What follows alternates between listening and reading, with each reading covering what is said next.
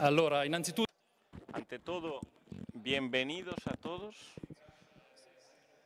Os agradezco por haber venido aquí y al meeting por habernos invitado, así como a los ponentes que ahora os presentaré. Cada día en la televisión y en los periódicos leemos noticias que nos hablan de nuevos descubrimientos científicos y aplicaciones tecnológicas en el ámbito de la robótica e inteligencia artificial. Muy a menudo estas noticias sirven como pretexto para describir escenarios futuros, fantascientíficos, de ciencia ficción, robots que toman decisiones autónomas y provocan en los lectores y espectadores un signo de admiración, curiosidad, incluso miedo, temor, por ejemplo, a que tomen el control y lo perdamos los humanos, o simplemente que el factor humano pueda ser eliminado y sustituido por un algoritmo. En ocasiones, teniendo instrumentos adecuados, las personas difícilmente consiguen distinguir cuáles son escenarios probables de cuáles simplemente inspirados por las novelas de ciencia ficción. A día de hoy nos encontramos en el interior de un diálogo que constantemente se ha dado en este meeting con científicos e investigadores de gran nivel, sobre todo a partir del año pasado, y que se ha empezado a profundizar en la relación de hombre-nuevas tecnologías, ayudados también por el espacio WOT, que llevó a cabo el año pasado EURIS y CAMBLUS, dos asociaciones científicas, y con científicos, filósofos y abogados, juristas, que están implicados en los temas que afrontamos, y también por ejemplos concretos que podéis ver y tocar vosotros mismos.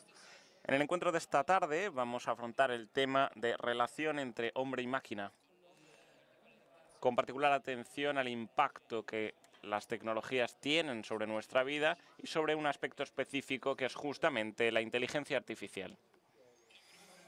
Nos gustaría afrontar este tema evitando dos comportamientos o dos actitudes posibles.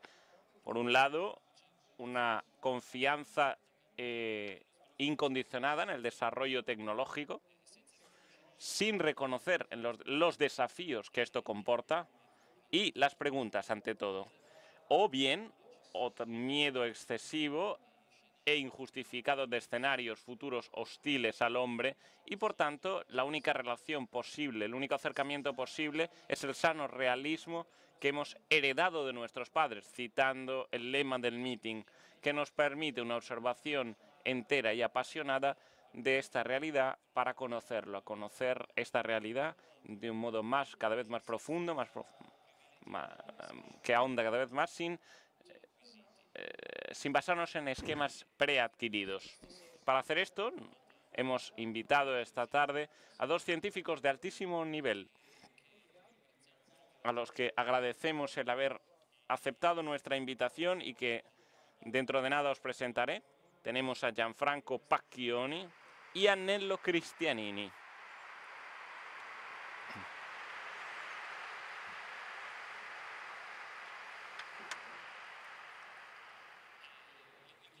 El encuentro de esta tarde se organizará de esta manera. Habrá dos intervenciones y después esperemos que haya espacio para una pregunta suplementaria.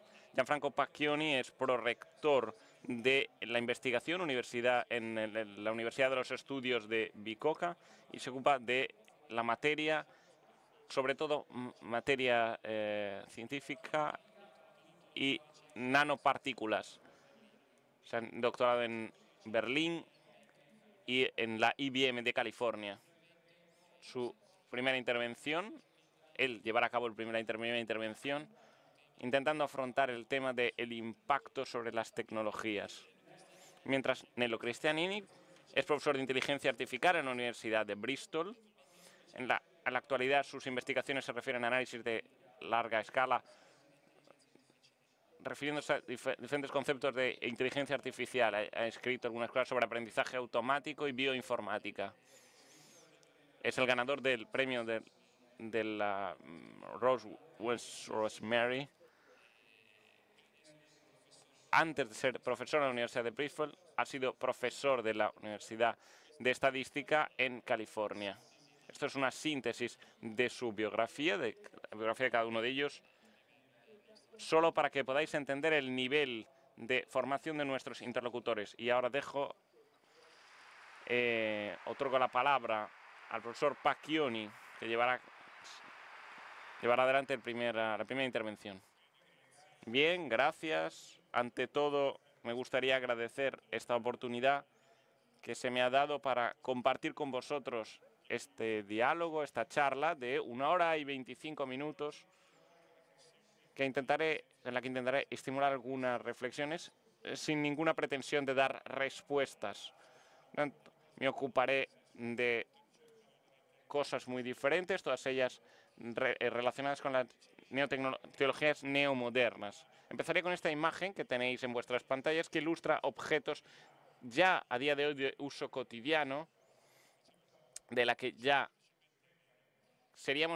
nos costaría prescindir, y que hace muy pocos años ni siquiera existían algunos de estos objetos. Podríamos decir que hace simplemente 10 años ni siquiera existían. Y esto lo digo ya para mostrar el cambio y la velocidad de cambio con la que se producen estas cosas. Algunos de los objetos que se encuentran ilustrados en vuestras pantallas. Sí. Por tanto, el iPod o la máquina fotográfica digital, que ha sido una revolución, cuando se introdujeron, fueron sustituidos rápidamente por teléfonos, por smartphone y teléfonos móviles de alta tecnología. También encontramos aquí realidades recientes: Facebook, Twitter, Google, YouTube, Wikipedia, Skype o eBay, y que rápidamente están modificando nuestro modo de relacionarnos también con otras personas. ¿Cómo nació esto y cuándo empezó esta revolución? En la historia de la ciencia y tecnología hay momentos particulares de los cuales nosotros nos cuesta identificar en el curso del desarrollo, y que es difícil colocar. Uno de ellos es, sin duda alguna, el nacimiento del transistor, una invención que tiene una fecha precisa. Nos hablamos en el 23 de 1957, cuando Brantain, Stokely y Bardeen muestran en su laboratorio un objeto microscópico hecho de germanio que amplifica el sonido de la voz.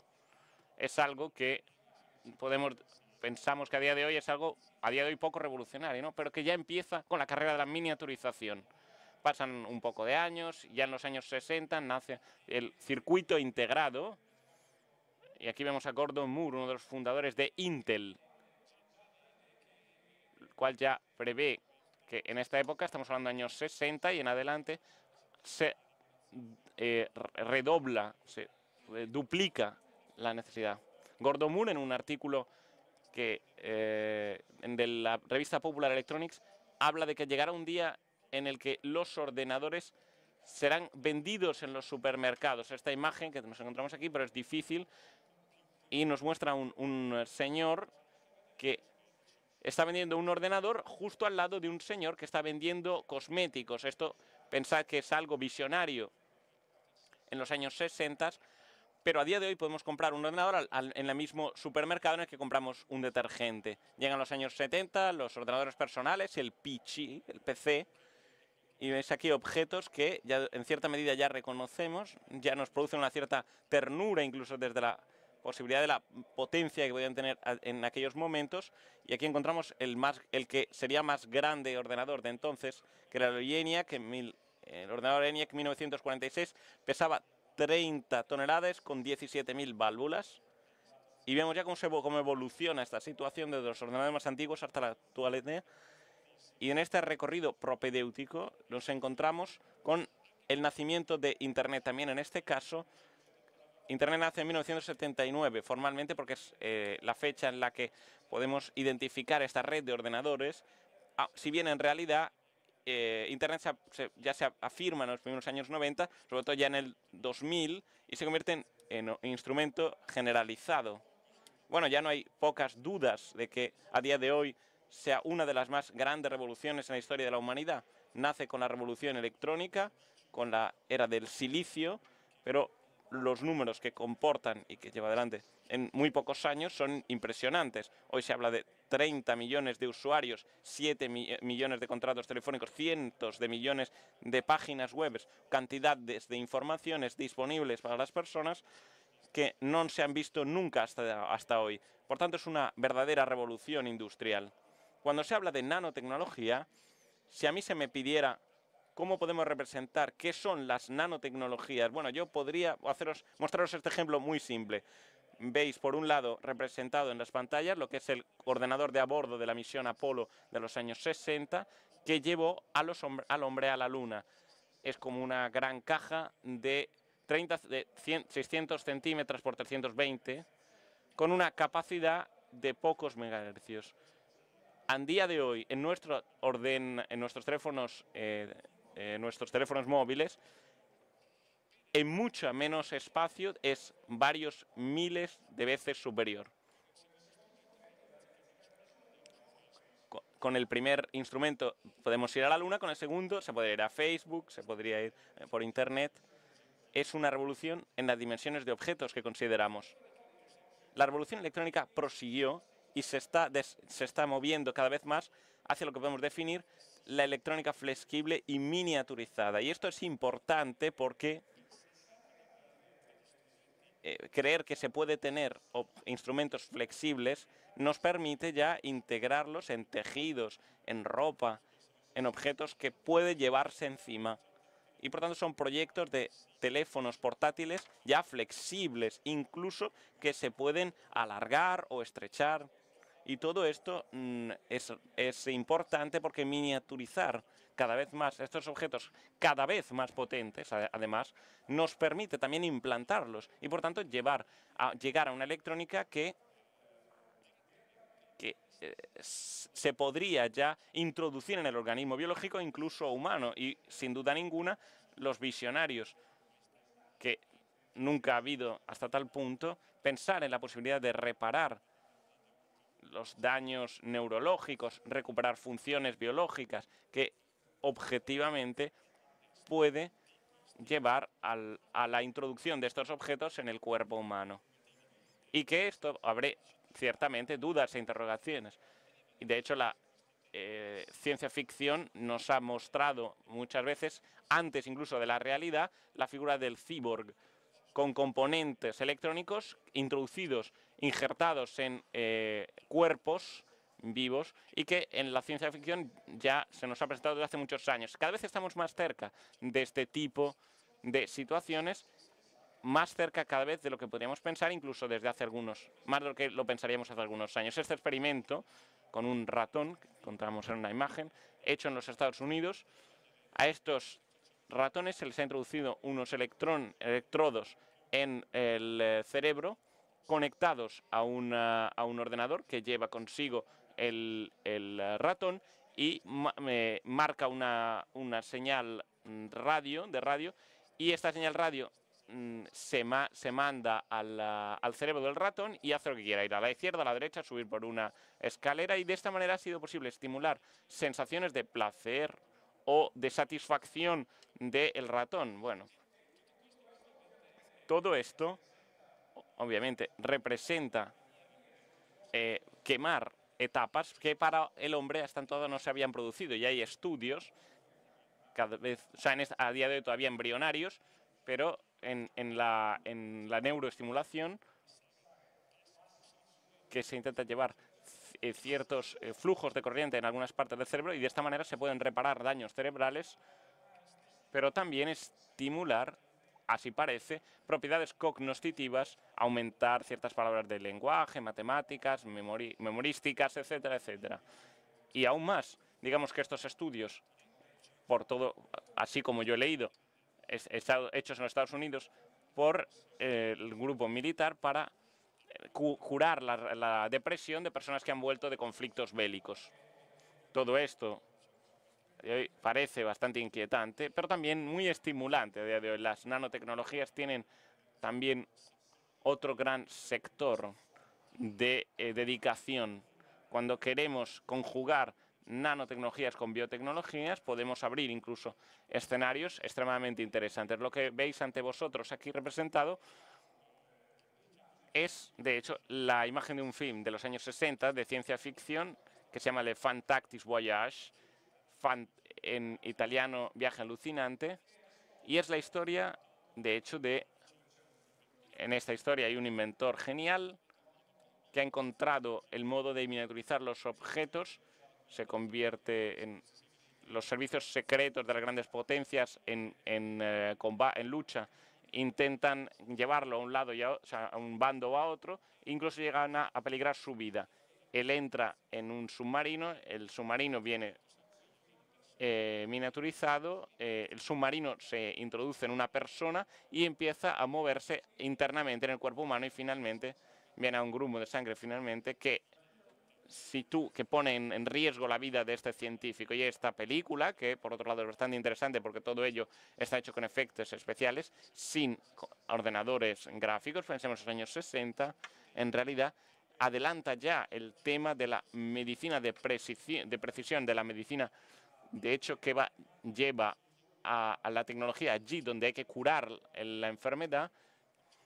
Cuando hoy nos acercamos al cuidado y a la medicina para hablar, por ejemplo, de inflamación del pulgar, tomamos una medicina que afecta a todo el organismo y que puede, por tanto, afectar a las células enfermas así como a las sanas. Por tanto, hay un problema, por tanto, de no poder incidir directamente sobre la parte médica. La nanotecnología, la nanomedicina, también tiene este objetivo, ¿no? Que hay grandes progresos en el aspecto, como aspecto diagnóstico, pero también individualizar mucho más concretamente dónde se verifican estas zonas, donde se encuentran estas zonas enfermas, donde se encuentran alteraciones de los tejidos, pero al mismo tiempo también la posibilidad de curación terapéutica, de la forma que a día de hoy hay toda una terapia para poder llevar los fármacos allí a la zona tejidos donde se debe intervenir, donde se encuentran dañadas. Y es un problema porque hay que reconocer efectivamente cuáles son las células enfermas y tener nanopartículas capaces de incidir en estas células y transmitir medicinas exactamente a estas células enfermas sin atacar y sin tocar a las células sanas. Y todo esto nos lleva a reflexionar, dado que es el tema de hoy, de las máquinas, sobre cuándo podemos reducir las dimensiones en las que nos movemos y por tanto entrar en un mundo extremadamente pequeño. Entramos en el mundo de las moléculas. Por tanto, se puede hablar a día de hoy de máquinas moleculares, que son objetos capaces de llevar a cabo un trabajo que no es algo obvio, porque una máquina molecular no tiene que llevar a cabo un trabajo sin más, sino llevarlo a cabo según un código de instrucciones concreto y por tanto tener informaciones de lo que tiene que hacer. Y por otro lado es complicado porque tiene que obtener de una fuente de energía la información para actuar. Lo que encontráis con fondo azul es una máquina molecular real, una cadena de átomos de carbono, en lo que se encuentra un anillo amarillo que puede ir hacia adelante y hacia atrás simplemente accionado por los fotones de la energía solar. Ha sido utilizado por con compañero mío químico de Bolonia, Balzani, padre de esta tecnología, y que lo que nos muestra es la posibilidad de reconstruir en un laboratorio objetos que funcionen según las características de una máquina molecular. La temática que ha alcanzado tal importancia que el premio Nobel per la química lo ha obtenido justamente en este sector de las máquinas moleculares. No lo ha tenido Balzani, lo habría merecido, pero solo se puede otorgar a 3 personas, donde se ha otorgado a estos que encontramos en las pantallas. ¿Por qué esto es tan relevante? ¿Por qué es tan importante? Porque la naturaleza funciona justamente como máquinas moleculares muy sofisticadas. Y para ello os hago simplemente un ejemplo. La síntesis de las proteínas que se producen en nuestras células se lleva a cabo gracias a los ribosomas, que son conjuntos de proteínas y moléculas de RNA mensajeros que son capaces de auto-asamblarse, auto-vincularse y generar cadenas según un esquema muy preciso y entender cuando la cadena de la proteína está ensamblada del todo, el montaje acabado, y llegados a este punto, estar preparados para otro ciclo, para otra síntesis. Todo ello con gran eficiencia y con una bajísima tasa de error, sin gran error, se lleva a cabo con una máquina extraordinaria que es fruto de un largo proceso evolutivo y que el hombre de alguna manera intenta reproducir a través de procesos sintéticos. Es claro que este camino que se está abriendo y se está abriendo en los últimos años nos está llevando cada vez a innovaciones más interesantes, sobre todo con un cierto sentido de inquietud. Es un trabajo que ha aparecido en Science, el que veis en vuestras pantallas. Es una bacteria completamente sintética, proyectada por ordenador. Se empezó por los aminoácidos de origen, se han ensamblado, han crecido a través de ellos y la bacteria se autorreplica y se ha introducido en un genoma bastante pequeño, 476 genes, y que se autorreproduce, como digo, completamente sintético. Ya os decía antes que se producen ciertas revoluciones, a menudo delante de nuestros ojos. En ocasiones nos damos cuenta después de que se haya producido. Y una de ellas se ha producido hace algunos años. En 2013 se ha llevado a cabo un experimento científico. No sé si alguno ha oído hablar del bosón de Higgs. Imagino que la mayoría de vosotros haya oído hablar de este bosón de Higgs. Si yo preguntara cuántos han oído hablar de la técnica CRISPR, tengo la impresión de que muchos menos habréis oído hablar. Y en realidad, mi percepción es que esta técnica CRISPR tendrá sobre nuestro futuro y nuestra vida implicaciones y consecuencias mucho más relevantes de lo que será el bosón de Higgs. La técnica CRISPR de ingeniería genética consiente intervenir, alterar el DNA, recortando un trozo de ADN y codificando de manera muy precisa esta cosa. Esta técnica CRISPR en realidad actúa como si fueran unas tijeras, pero secciona una parte y añade otra. Esta técnica ha sido utilizada en estos últimos años para añadir trozos de ADN nuevos, y este es un trabajo del 2 de agosto de 2017, hace menos de 3 semanas, donde la técnica CRISPR se ha utilizado para modificar un embrión humano. Se trataba de corregio de una enfermedad cardíaca. El experimento se ha producido, el desarrollo del embrión se ha bloqueado porque no está permitido por las reglas de éticas actualmente presentes, bioéticas actualmente presentes, pero si se hubiera llevado adelante, se hubiera producido seres humanos, hubiera llegado a seres humanos no solo con este tipo de ADN modificado, es decir, sin prescindiendo este gen responsable de la mayoría, pero no se hubiera perpetuado. Pero esto tiene eventuales interrogantes, aparte de perspectivas bastante interesantes para abordar. No sé si me queda algún minuto más, porque me gustaría abordar una especie de flashback y dedicarme a un personaje que yo amo muchísimo, Primo Levi, escritor famosísimo, por haber escrito sobre su experiencia en campos de concentración, Si esto es un hombre, La tregua. También ha hablado sobre un libro sobre el sistema periódico, porque él era químico, un sistema muy interesante. Me gustaría hablar de los libros que en los años 60 ha escrito Primo Levi como libros de ciencia ficción. Y se refiere a algunos temas de los que estamos hablando a día de hoy. Y para ello, aquí encontréis el cuento, la narración del Mimet, donde se encuentra,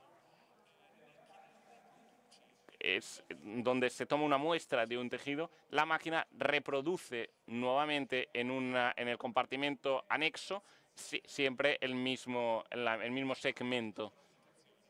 Y así se produce un proceso de duplicación de la forma que se recreaba en todo y por todo un documento y sus imperfecciones, las fibras, las laceraciones, las manchas, en un proceso de duplicación en el que era la misma posición de un singular átomo del modelo, se fija en un átomo análogo, extraído de la mezcla de alimentación, carbono donde era carbón, azoto donde era azufre donde era azufre, y de esta manera. Se trataba verdaderamente de una técnica revolucionaria, la síntesis orgánicas en baja temperatura, el orden en desorden, en silencio.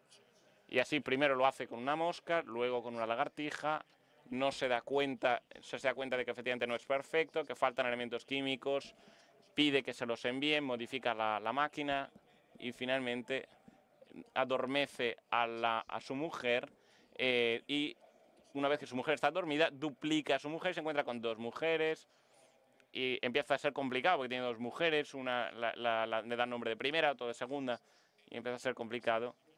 Él mismo se duplicará en la propia máquina, tendrá dos Gilbertis y dos esposas. ¿Por qué os cuento esta historia? Porque esta fábula nos hablan de dos descubrimientos revolucionarios de los últimos años. Uno es la duplicación, porque a día de hoy se puede llevar a cabo la clonación.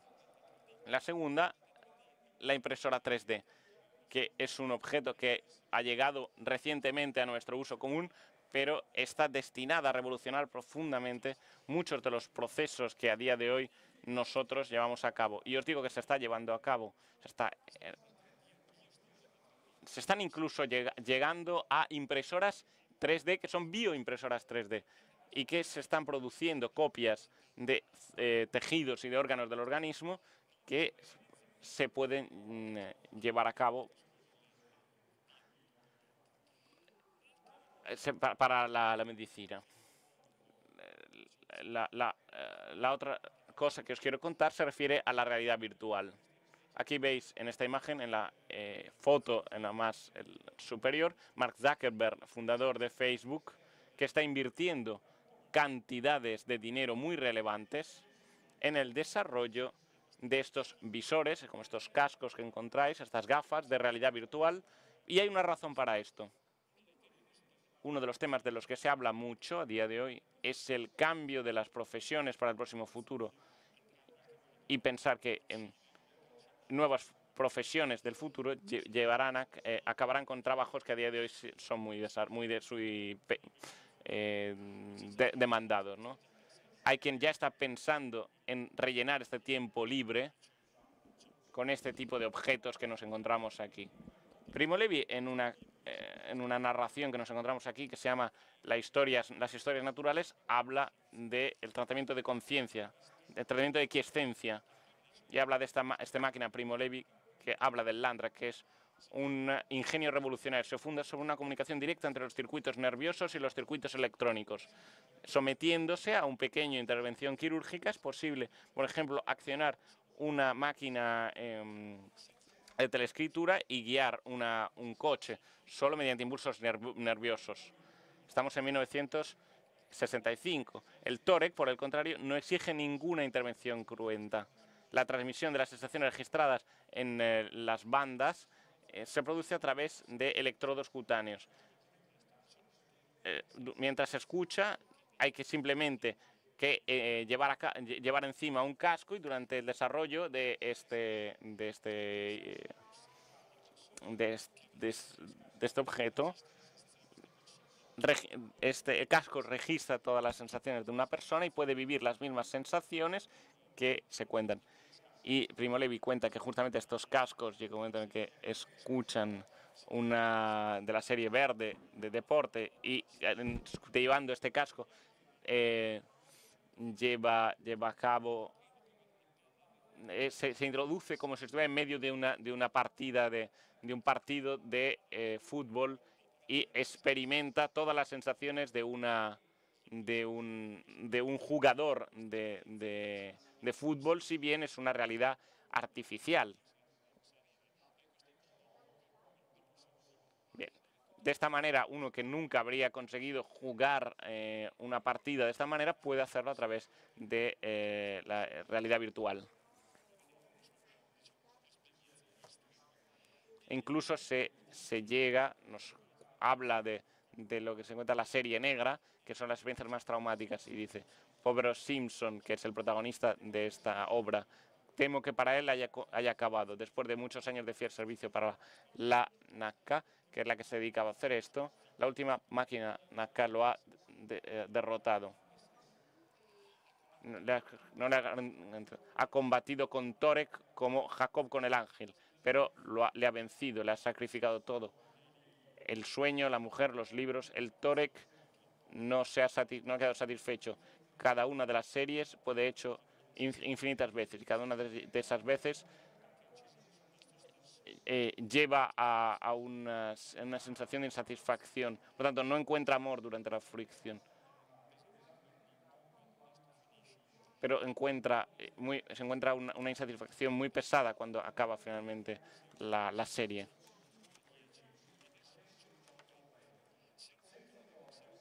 Sin Torek se sentiría perdido, pero con el Torek está perdido igualmente. Si la salvación de Slomok se ha adquirido en una gran misión.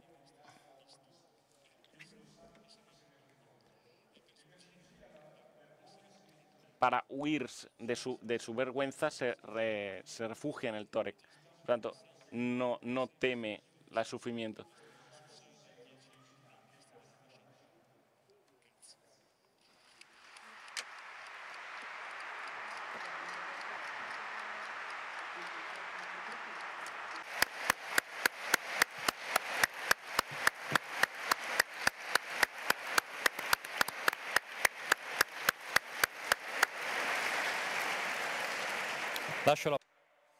Le doy la palabra a Agustinini para la siguiente intervención. Gracias.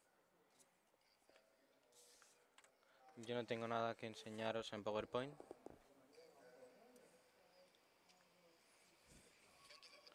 Cuando tenía 13 años,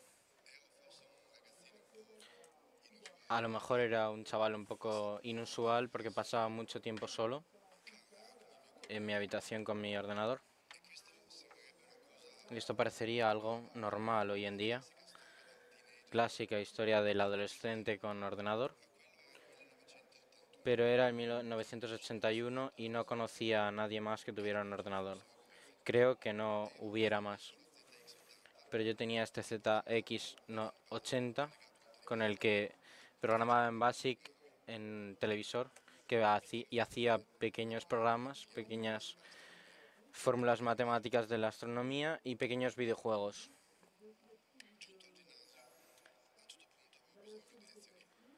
En un momento determinado necesitaba clases particulares de griego.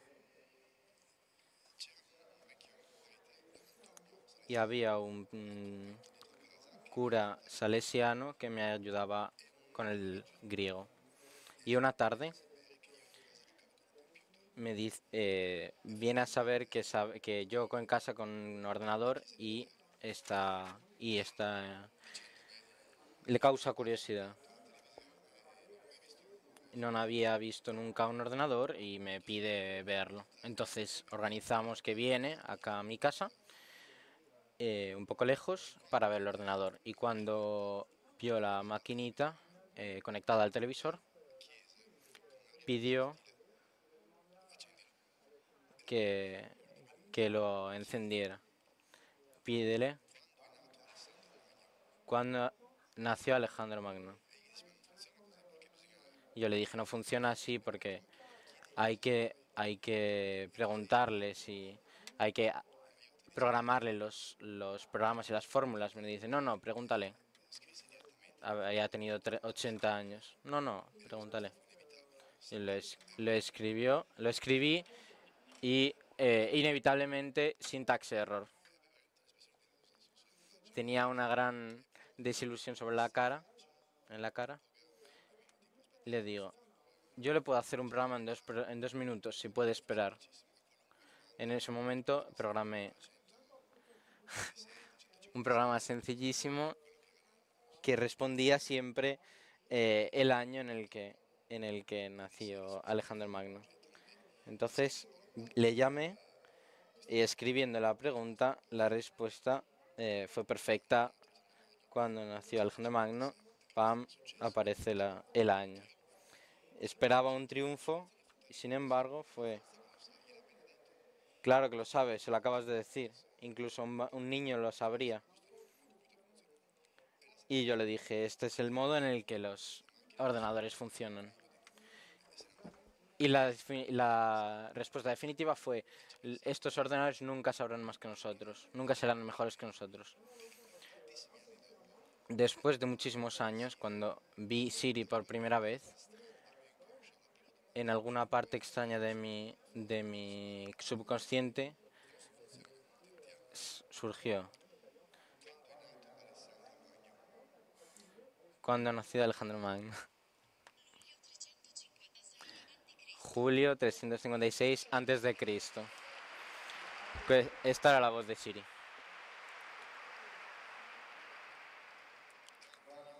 Don Antonio lo ha notado allá en el cielo. Me vienen las ganas de explicárselo, don Antonio. Porque en este tiempo me he vuelto un experto en inteligencia artificial. Esto fue imposible explicárselo a don Antonio, pero incluso si hubiera podido volver al 1981, ¿qué le habría podido decir? ¿Cómo se hace para decírsele a alguien que esta cajita blanca conectada a un televisión en blanco y negro, en algunos años alguien inventará Windows y que en 13 años lo tendrán todos en casa para escribir a máquina y empezarán a conectarse entre ellos por teléfono, a enviarse cartas y que la gente empezará a colaborar online para escribir una enciclopedia? Y en 25 años los ordenadores se podrán llevar en el bolsillo y será posible leer en estos teléfonos enciclopedias como en el propio teléfono. Esto sería la historia más implausible e increíble del mundo y nadie me habría creído si le hubiera dicho que esto sería posible. La pregunta es, ¿cómo es posible que hayamos llegado a este punto en este momento? Controlo mi cronómetro para ver cuánto tiempo tengo. La historia de cómo hemos llegado a este punto con estos algoritmos que pueden responder a estas preguntas es una historia interesante. Y es una historia que conozco porque en pequeña medida soy también parte de esta historia. La primera cosa que decir es que la inteligencia artificial existe desde hace 60 años o más. No es algo nuevo. Pero para por los primeros 40 años, no ha producido resultados útiles. Se ha buscado, de los años 50 en adelante, hacer que los ordenadores hagan lo que nosotros queremos. Los primeros pioneros matemáticos creían que la primera cosa más inteligente, más útil siendo humano es demostrar teoremas. Y esto se volvió el paradigma de la inteligencia artificial. Por lo tanto, el juego del ajedrez se volvió el paradigma de la inteligencia artificial. Y en el año 96 todavía se hablaba del ajedrez como el modelo de la inteligencia artificial.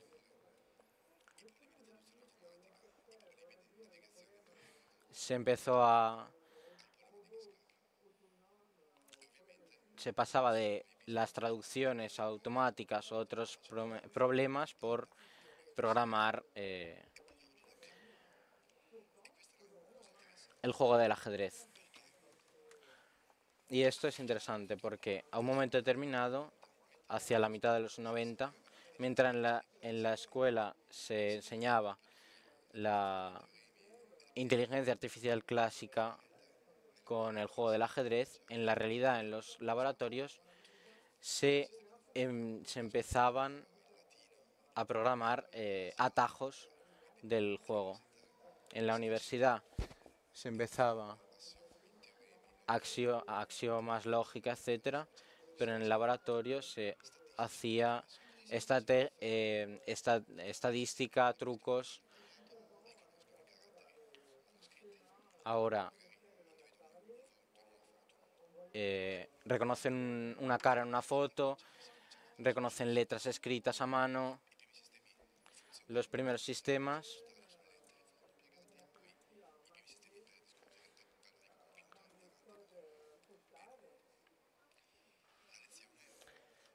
la lección era clara. En vez que intentar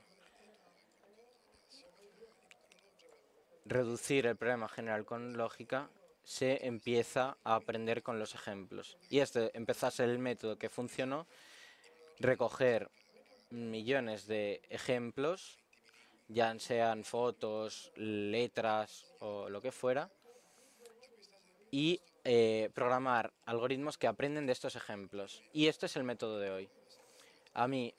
Yo lo siento porque estos 20 años este ha sido mi trabajo. Lee máquinas que aprenden de ejemplos. Ahora, la cuestión es de estadística, optimización matemática.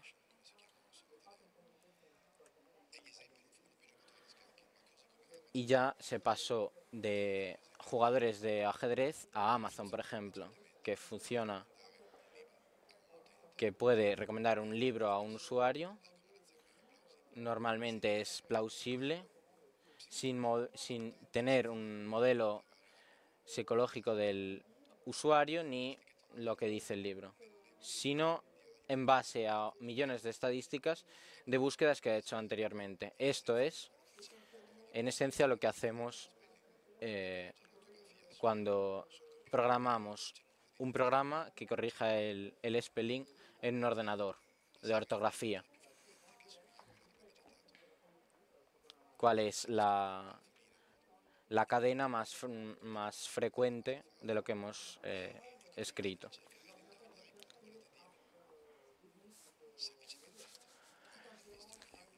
Sencillamente teniendo millones de otros textos como ejemplo, cogiendo las estadísticas puede adivinar lo que quieres escribir.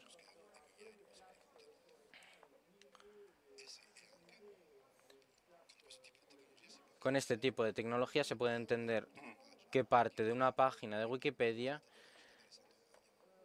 contiene la fecha de nacimiento de Alejandro Magno. Siri empieza a entender lo que se habla, comienza a gestionar los datos de Wikipedia y, por tanto, formula una respuesta. No hay nada abstracto. Es necesario, por tanto, una gran cantidad de datos. Si un sistema inteligente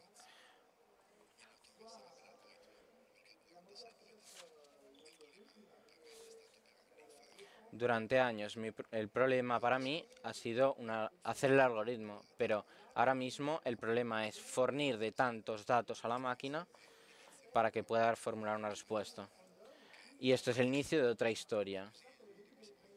Pero esa es la forma en la que somos llegado desde el año de Don Antonio al día de hoy, cambiando el paradigma de la forma y el método de enseñar a los ordenadores, con un montón de ejemplos de programas que siempre han estado fuera de nuestro alcance.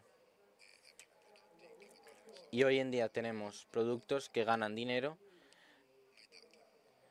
pero los datos, ¿cómo hacemos para encontrar millones y millones de imágenes, de textos, de contenidos de todo tipo, comportamientos humanos para una máquina que aprende?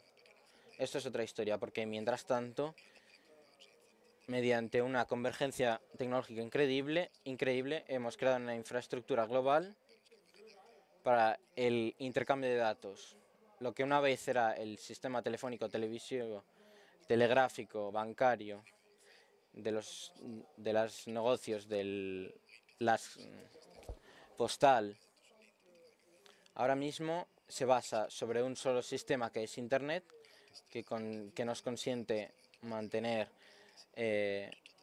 tener teléfono, servicio postal y todo mediante un servicio de comunicación de masa. Y de hecho todo el resto está desapareciendo. Y esto es muy útil para recoger todos los datos, porque observa nuestro comportamiento, que compramos, que elegimos, y usa estas informaciones para aprender. Y es una de las cosas menos evidentes porque es muy discreto. Es discreto, pero nos observa con mucho interés porque tiene que aprender de nuestras acciones, cosa nos interesa, cosa que nos sirve, qué haremos si él nos propone esto o lo otro. Es importantísimo para todos los sistemas, porque todos estos sistemas, Google, Twitter, aprenden observándonos todo el rato, todo el día. No es un telégrafo que a los dos lados de un cable dos personas se comunican. Esto es un sistema que puede recomendar artículos de interés, bloquear mails, mails basura, y nosotros nos comunicamos entre todos con un sistema de comunicación interesado en los contenidos, que entiende los contenidos y tiene sus objetivos. Y lo hemos puesto en el centro de esta infraestructura, de la cual no podemos salir porque ya casi no se puede vivir sin. La primera vez que encontramos máquinas inteligentes en nuestra vida, empezamos a necesitar usarlas. Nos hemos metido en esta condición porque tiene muchos beneficios prácticos y económicos. Las agencias de viaje los tenemos bien. Hoy compramos los billetes de una compañía aérea o reservamos un hotel directamente en la web del hotel. Y esto conlleva un gran desarrollo económico para optimizar el sistema. Ahora, las discografías tienen muchos problemas porque está Apple que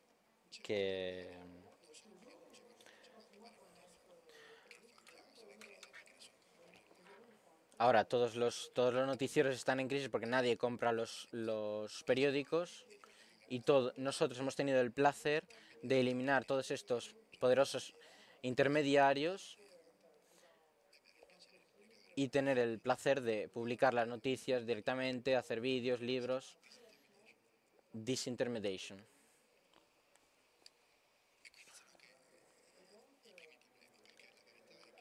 Y empiezan a venir los primeros problemas, porque esto tiene también partes negativas.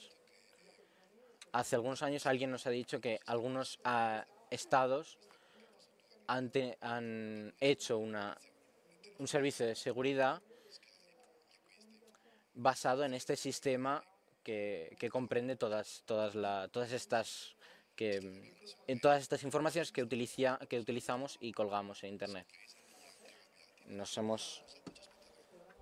hemos indignado, cabreado, pero al final, ¿qué nos esperábamos? Porque solo hace falta un ordenador que lea toda esta información que colgamos, aparte de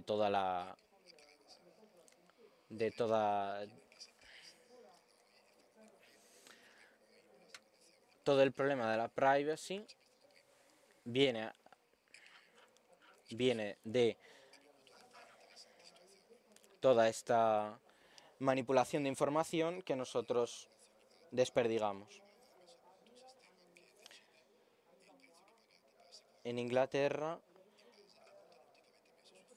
ha puesto operativo un sistema que tasa el seguro del coche en función de la información que se ha colgado en Facebook sobre el coche. Y eso influye en el coste del seguro. Se han utilizado estas informaciones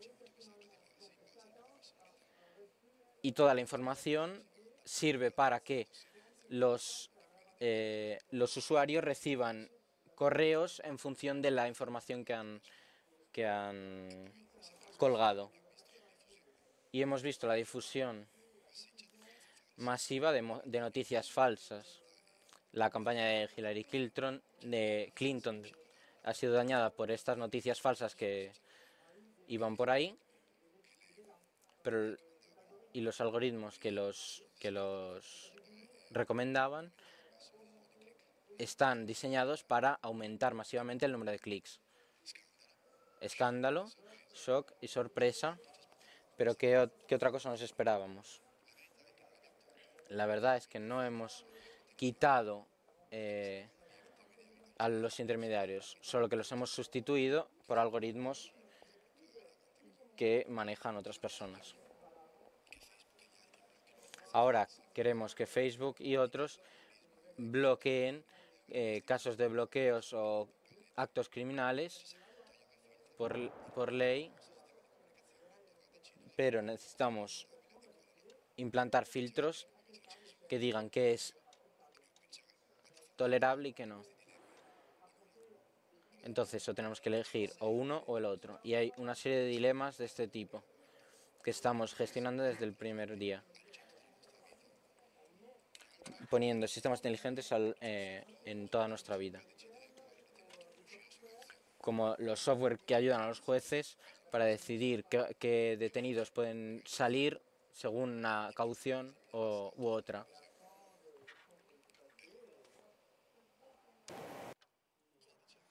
¿Qué decimos nosotros? ¿Qué podemos decir si un algoritmo nos niega la libertad bajo caución?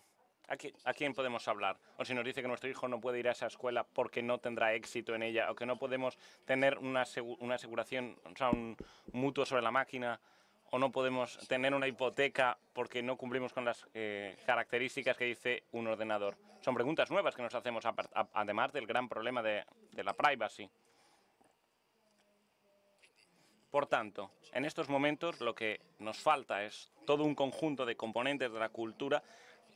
Yo no tengo fábulas para contarle a nuestros hijos de los problemas de la tecnología, no puedo hablarles de la hormiga y la cigarra o de Caperucita Roja. Solo sé que en este momento la investigación va adelante avanza muy rápidamente, las tecnologías persuasivas con motores de búsqueda. Hay una gran presión para desarrollar el Internet All Things, todas las cosas, que conecta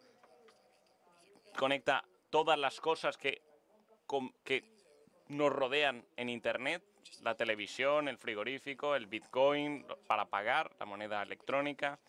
E incluso hay quien habla de algoritmos de renovación para llevar a cabo, implementar las leyes de manera automática según algoritmo. Y todo esto está por llegar.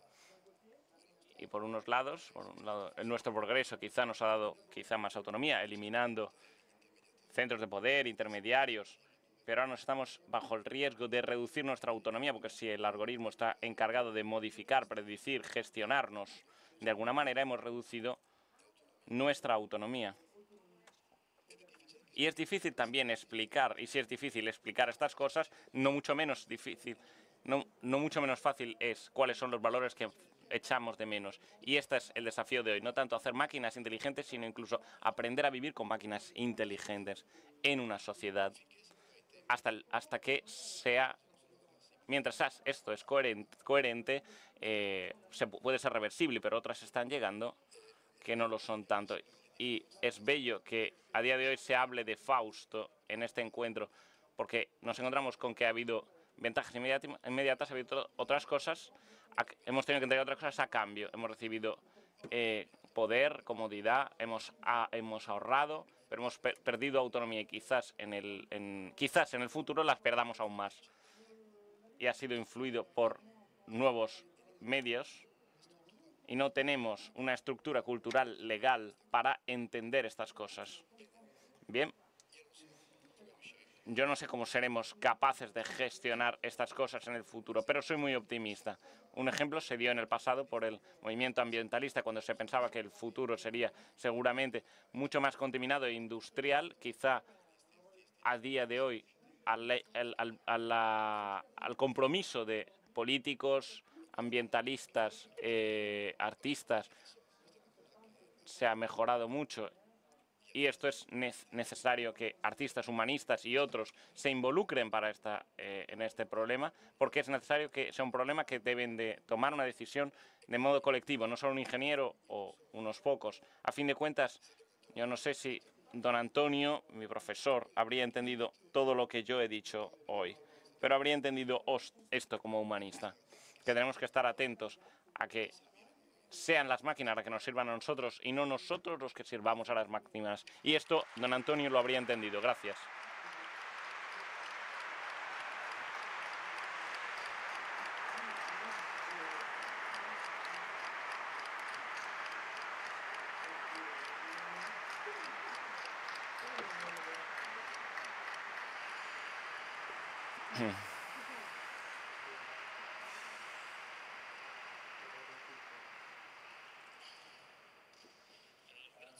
Agradezco mucho a los ponentes porque han sido capaces de presentarnos una imagen muy detallada de la situación en todos sus aspectos.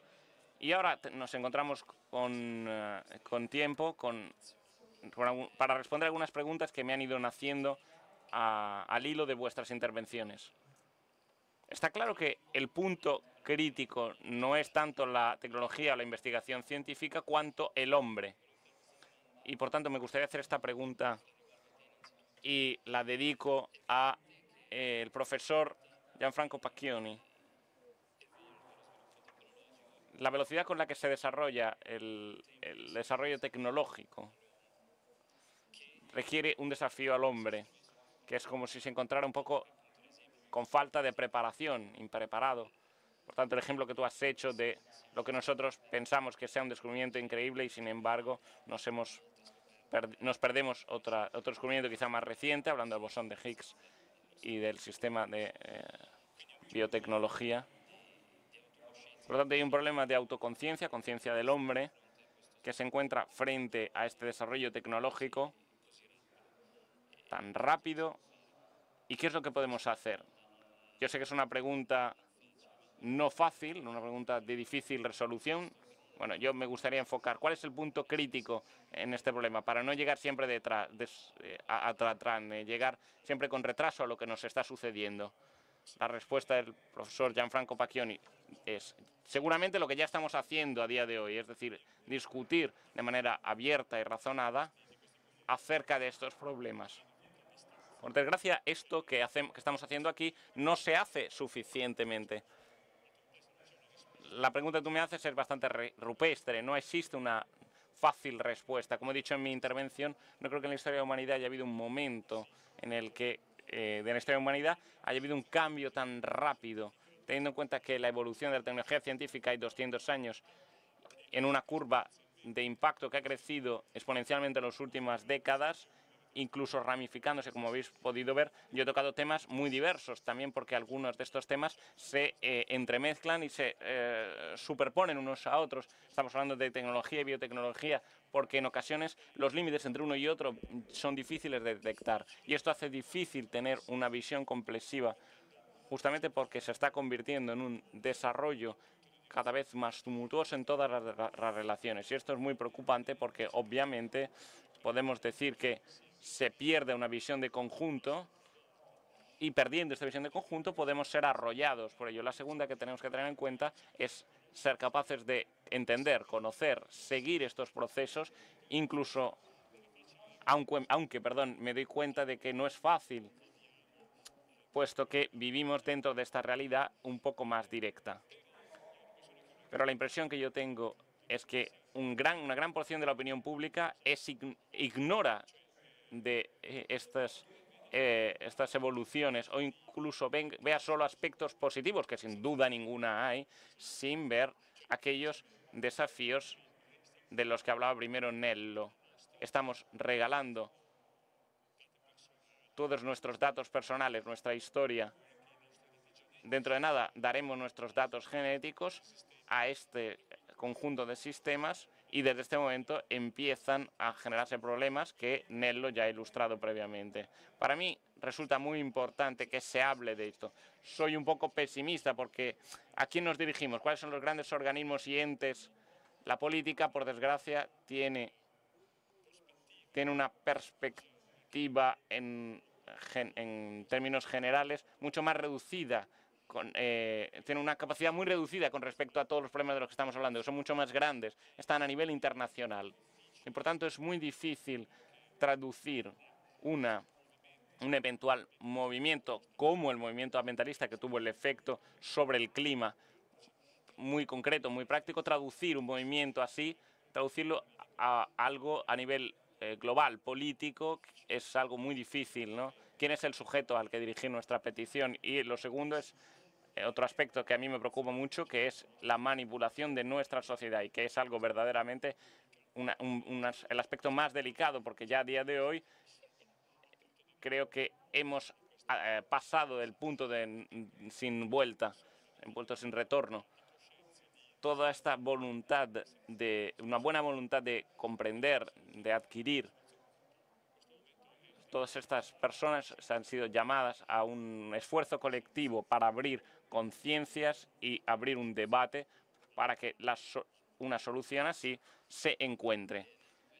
Gracias. Nello, ¿querrías añadir algo a esto? No tengo soluciones específicas de recomendar. Habrán leyes que falten a este respecto. Los políticos no creo que las entenderán ni las harán si a nosotros no nos interesan. Si nosotros no empezamos a entender qué hay en juego, y luego habrán motivos para una compañía para hacer un motor de búsqueda con ciertos criterios más socialmente aceptables. Dependerá de nosotros cuál usamos. Habrán productos como los huevos orgánicos o no, y en función de nuestros valores elegiremos. Partidos, hay muchos partidos, nosotros votamos en función de nuestras preferencias, pero el punto inicial, el punto fundamental es comunicar todas las posibilidades que hay en este juego, si no, este juego no tiene sentido. Gracias. Hago otra pregunta a ambos. Empiezo por Nello, porque ha sacado este tema. Nuestro diálogo de esta noche es evidente que tiene que ver con el título del meeting, porque esta es la pregunta. La generación de ahora tiene dificultad en hablar aparentemente de estas cosas con la generación anterior. Como tú has tenido problemas para explicar qué es un ordenador a don Antonio, pero el mito del meeting dice lo que heredas de tus padres, vuelve a ganártelo para poseerlo. Mi pregunta es, ¿qué es lo que tenemos que volver a ganarnos por ejemplo, en la relación con don Antonio? Cómo la tradición, un humano educado puede afrontar, no como experto, porque evidentemente no es una cuestión de competencia, sino como un humano adulto puede afrontar adecuadamente estos temas. ¿Qué podemos aprender nosotros de don Antonio en esto? Dice Nello. No es fácil decir algo que no sea banal, pero es verdad que el desafío es grande. Se trata de, en mi opinión, yo estoy de acuerdo, si es necesario, a ralentizar la búsqueda. Esto se podría hablar y se podría ralentizar, pero lo que es más importante es saber qué cuenta. el debate debería estar en los valores. En vez de hablar de leyes, hablemos de valores. ¿Qué cuenta en cuanto a valores? ¿Qué es más importante? Ahorrar un poco de dinero, tener más autonomía, privilegiar el interés colectivo, el individual. Cada generación tiene que repetir esto. ¿Queremos más seguridad o más? Como si hubiera demasiada una tensión entre libertad y seguridad. Hay una serie de debates que afrontamos nosotros ahora mismo, que queremos compartir, que queremos proteger. Podemos hacer una lista de todos estos pros y contras.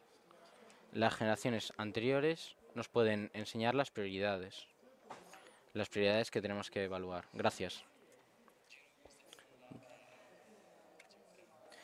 Le paso la pregunta también a Gianfranco. Me ha interesado mucho algunos aspectos. La vuelta a lo humano, también porque ambos habéis usado este término de la naturaleza. Es evidente que el punto de referencia es real, es el que ya hay. Sobre el hecho de mirar la realidad, en la cual nuestros padres tienen mucho que decirnos, en mi opinión. Lo que quería decirte es cómo evitar que las generaciones viejas, nuestros padres, se echen hacia atrás en este punto de vista. Tú has hecho un libro en el que has contado los problemas de la ciencia, del desarrollo y la evidencia científica y afrontas este problema. Te paso la pregunta de otra forma. ¿Qué podemos heredar de nuestros padres como tradición y qué quiere decir que nosotros lo volvemos a ganar como tradición en este desafío de la nueva tecnología? Buena pregunta. Yo he cerrado mi intervención con este cuento de Primo Levi para poner en el centro de esta reflexión el hecho de que siempre está la persona humana en el centro. Dotada de inteligencia, podemos replicarla de forma artificial, pero también dotada de conciencia. Levi tenía una sensibilidad increíble y si alguien lee estos cuentos de Levi, se ve que él intenta lanzar un mensaje que, ojo, que yo entreveo un futuro y es muy importante entender las implicaciones. Estos mensajes que hace tiempo eran un poco subliminales y empiezan a ser un poco más fuertes, dicen, tenemos que empezar a poner en primer lugar la educación y en el centro de la educación nuestro ser personas racionales, pero también con sentimientos. Las máquinas esto todavía no lo tienen. No creo que los ordenadores se enamoren y a lo mejor tenemos prerrogativas que tenían más espacio en el pasado, pero hoy en día le damos más espacio a la automatización, pero tenemos que reconquistar el espacio de la figura central del hombre. Y esto a través de la escuela, del colegio. En el colegio se habla poco de estas cosas, pero entiendo que no es fácil, justo porque en una evolución tan rápida, la educación en este tema no es banal. Diría que del pasado tenemos mucho que aprender. En el libro yo cuento cómo hacíamos ciencia en los años 80 y que ha cambiado poco por los mismos mecanismos, pero digamos, reconocer los maestros que eran un punto de referencia de alguna manera, que eran como, no digo que sea negativo, pero los muchos maestros son aquellos que nos dejan el mensaje más fuerte que nosotros intentamos transmitir a los otros. Y esto no lo tenemos que perder de vista. Agradezco ambos ponentes y veo que le dais un aplauso muy merecido. Y cierro diciendo un aspecto que no me esperaba de sus intervenciones, ya que no sabía de qué iban a hablar concretamente, pero un punto. El problema no es la máquina, la tecnología, los robots ni la inteligencia artificial, sino el punto principal es un desafío educativo. Sino porque los robots y la tecnología son hechos por hombres. Habéis usado términos como conciencia, consciencia, valores. Este es el punto, porque por tanto el mensaje que sale de este encuentro es, o al menos como lo interpreto yo, es que lo que estamos haciendo aquí es la mejor manera de empezar a aceptar el desafío educativo para que estas nuevas tecnologías, de todos modos, que estas nuevas tecnologías que lanzan a nosotros según nuestra profesionalidad, a cada uno en su ámbito, cada uno no puede evitar aceptar este desafío. Por lo tanto, os lanzo este desafío a vosotros que participáis en el meeting y posteriormente volveréis a vuestro puesto de trabajo. Este diálogo sigue con estos correlatores, seguirá en el espacio WOT que se ha puesto a punto justamente para permitir un diálogo directo después de estos encuentros. Doy las gracias a todos y doy el aviso de que se puede participar a la construcción de el meeting con donaciones económicas,